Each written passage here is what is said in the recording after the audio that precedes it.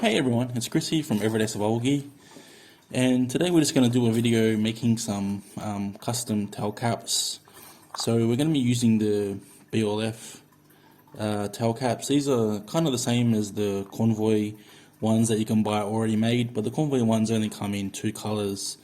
So first thing you got to do is go to Oshpark and buy these boards. If I can figure out how to do it, you guys can figure out how to do it. There is links on BLF. I'll try and drag them and leave them under to make it a bit easier for you guys. I'm going to do the simple tail cap lights. I did order like these ones, but I think I'm missing half of it. There's the more advanced ones that have a pot where you can like trim the output down, but I don't actually have any pots that fit. So I'm only going to be doing one of these ones. I got my proper soldering iron plugged in for this.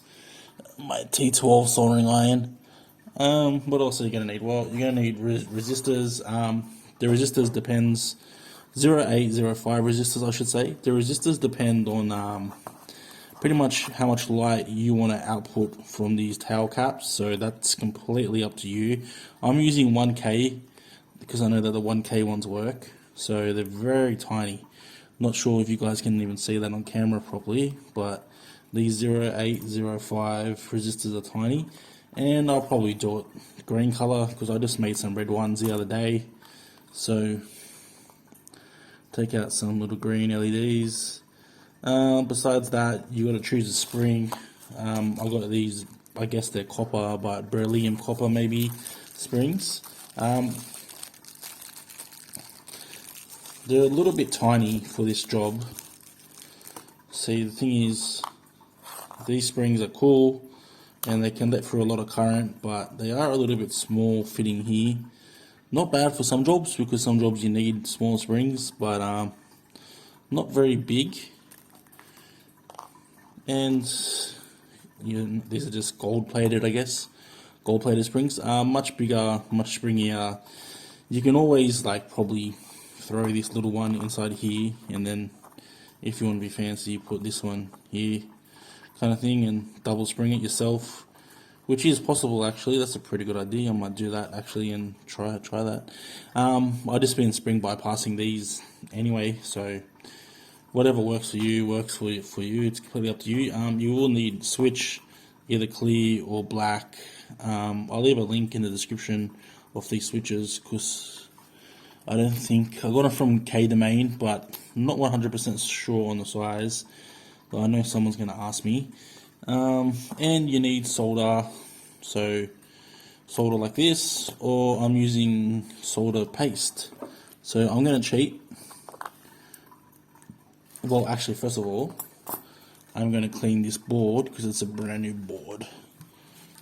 So just whatever alcohol or whatever you have to clean the board from the solder mask or the PCB. I mean, clean the PCB. It's got no solder mask on it yet, but apparently when these come off, you're supposed to clean them.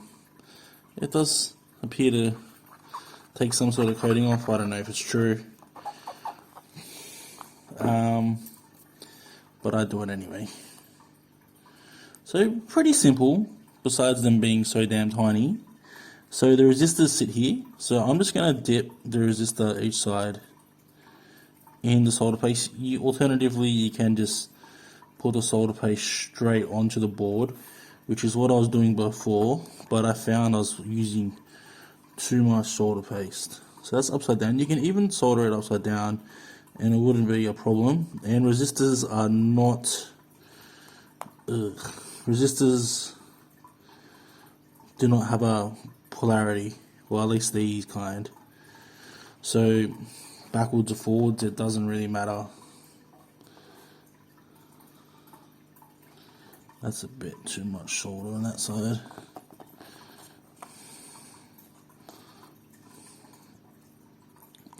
So just like so, and then how am I going to grab my soldering iron, because you guys are right there.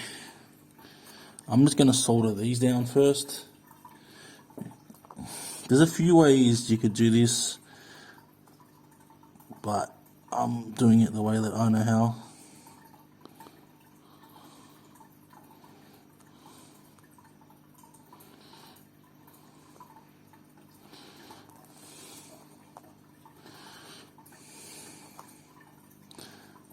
distracting having the camera right in my face.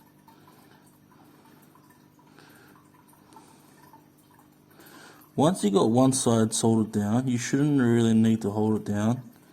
I'm just going to tack it down like that, and then I'll come back to it in a sec, and I'll go over it. This one seems to be at quite the weird angle.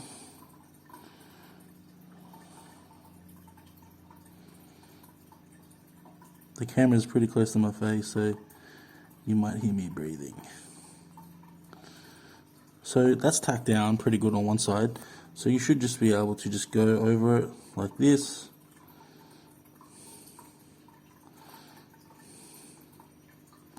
This one looks a lot better than the other side. You just saw that, I just touched that. Just trying to get off some of the solder that's on top, but we'll wipe that down ourselves so it doesn't bridge. And put my soldering iron back. No. Now we'll get the LEDs. So the LEDs, obviously, most of you guys that watch my videos have probably done some sort of work with LEDs. These do have a polarity, and the top and bottom. This is the bottom of the LED, and the green end is the ground, so the negative. So I brought myself, because I do a bit of this here and there, and we'll switch it to polarity. So we'll just test the polarity there, so you can see the green end is the right end, so positive, the non-green end, negative, ground, earth, whatever you want to call it, is the end that has the green mark on the LED. These things are a hassle to solder. They can go flying if you're not careful, which they always do, so you will lose some, but depending on how good you are at soldering will depend on how many that you lose. It's not so much the soldering part, it's the part where they're in tweezers, and I'm not a professional setup here, so my tweezers are used for many different activities, and the end is not perfect. So that's one down. So I don't know if you guys can see on camera, but I keep on bumping it. Focus. Nah, it's going to be pretty hard to see. It's pretty tiny. But there is a green marking on this LED.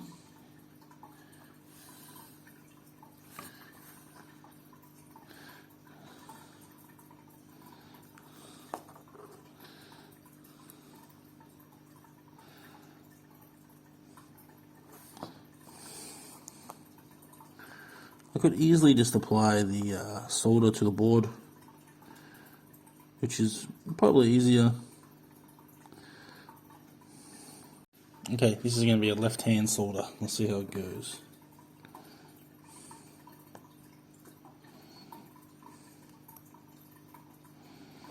Let's tack down.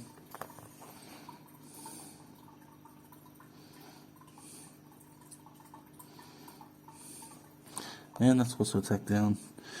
There is not a lot of solder on that other LED either.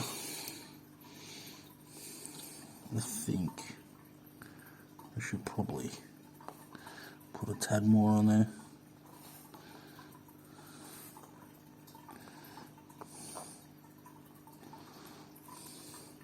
I should have just left-hand soldered that one. Would have been easier.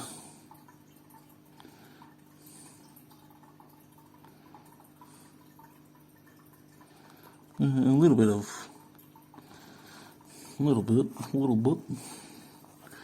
not tea-bagged. The other side's much stronger. You can always add more, but it is much easier to add solder than it is to take it away, just remember that. So I'm going to go over these ones, because I always do, again. See how the LED just moved itself? So it's basically flowing.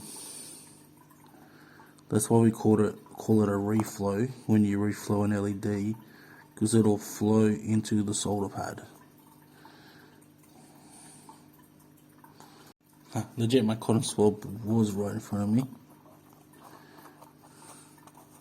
So if we just clean these up, we should be able to see what the joints look like and if they need any sort of work.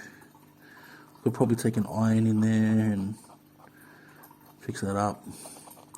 So although you're not applying an excessive amount of solder, these are stuck on pretty well. Like, for me to be able to rub it with this is pretty good. I'm going to clean this side too because we're going to use this side next. I'm also going to check right now to see if these will actually light or if they need any more work done to them. This thing's a bit finicky, the wrong way around. So they both light, so they're not shorted out or anything. Just make sure you have it the right way around. Okay, so next is up to you. You can put the spring on or the switch first. Doesn't really matter. I'm just going to put the switch on first. Remember, with the switch, you don't put too much heat into the switch.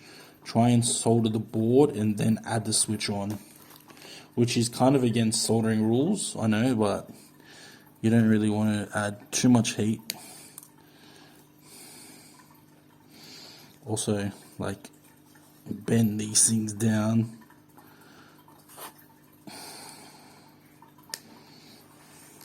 Okay, I'm not going to use solder paste because we need quite a bit of solder here. This needs to be mechanically sound, so you use quite a bit of solder on the switches. My iron is currently set to 300 degrees, so not way too hot, but not that cool either. Switch is switch. It doesn't have to be perfect, it just has to work. You kind of want it centered, but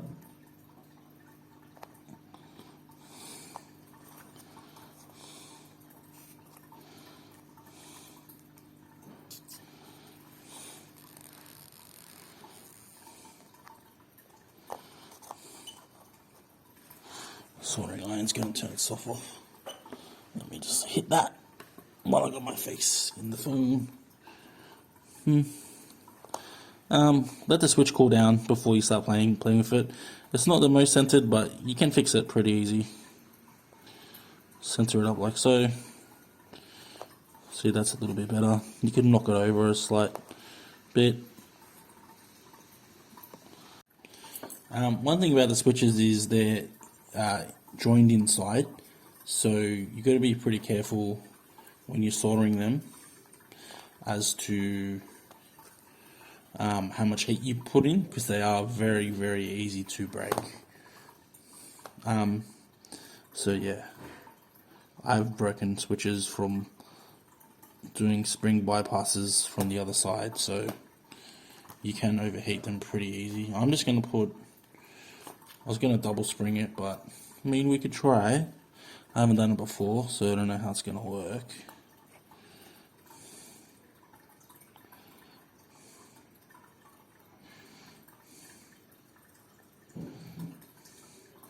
You can add some more solder to that if you like, so it's mechanically sound, because the battery is going to be pushing against this part. Is it going to fit the whole way down, or it's not? Let me have a look. I'm not sure this spring is going to fit in there very well. Yeah, that's not too bad. We can make that work, I think.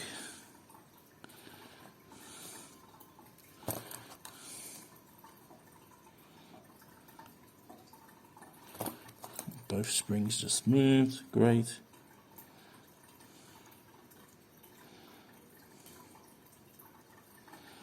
And now we just rigid it. That's fine, we can fix that.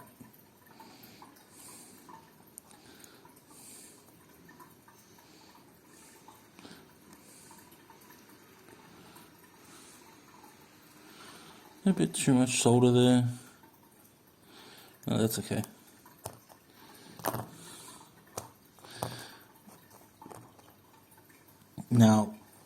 there is actually no bridge between positive and negative, because you got the line. Well, these are both negatives anyway, but you need it to be separate.